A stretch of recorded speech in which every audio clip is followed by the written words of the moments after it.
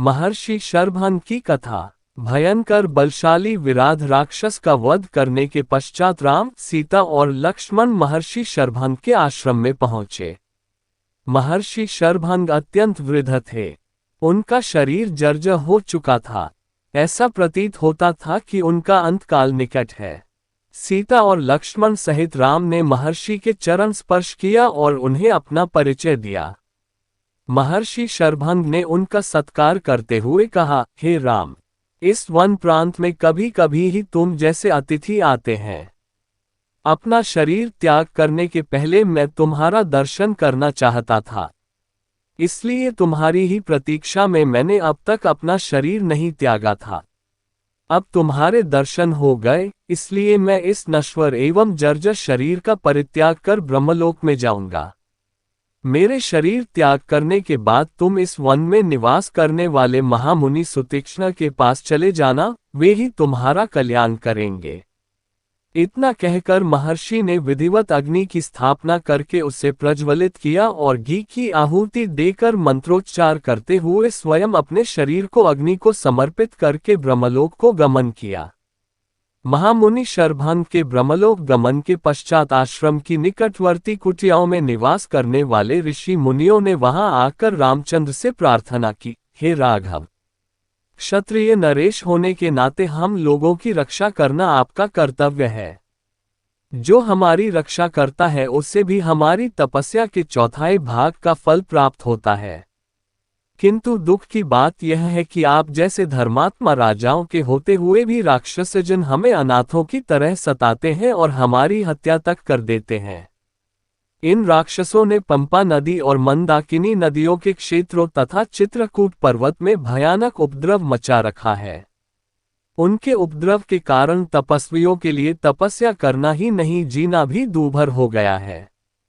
ये समाधिस्थ तपस्वियों को मृत्यु के मुख में पहुंचा देते हैं।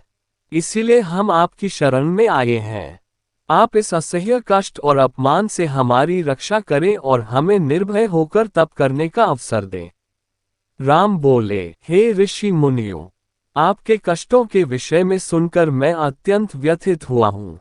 पिता की आज्ञा से अभी मुझे 14 वर्ष पर्यंत इन वनों में निवास करना है।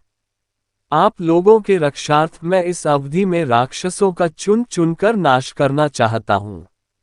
आप सबके समक्ष मैं प्रतिज्ञा करता हूँ कि अपने भुजबल से मैं पृथ्वी के समस्त ऋषि द्रोही राक्षसों को समाप्त कर दूंगा। आप लोग मुझे आशीर्वाद दें ताकि मैं इस उद्देश्य में सफल हो सकूं।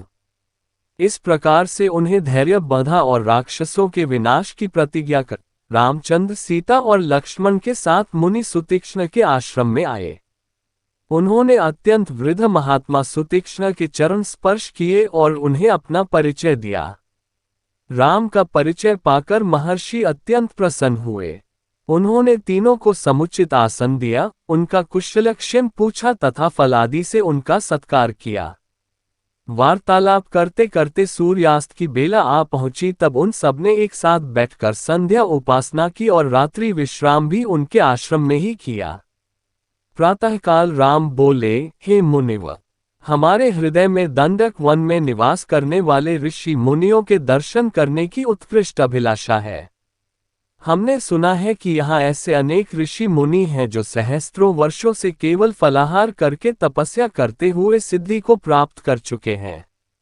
ऐसे महात्माओं के दर्शनों से जन्म जन्मांतर के पाप नष्ट हो जाते हैं। इसलिए आप हमें जाने की आज्ञा दीजिए। महर्षि सुतीक्ष्ण ने आशीर्वाद देकर प्रेम पूर्वक उन्हें विदा करते हुए कहा, हे राम, तुम्हारा मार्ग मंगलमय हो। वास्तव में यहाँ के तपस्वी असीम ज्ञान और भक्ति के भंडार हैं। तुम अवश्य उनके दर्शन करो। इस वन का वातावरण भी तुम्हारे सर्वथा अनुकूल है।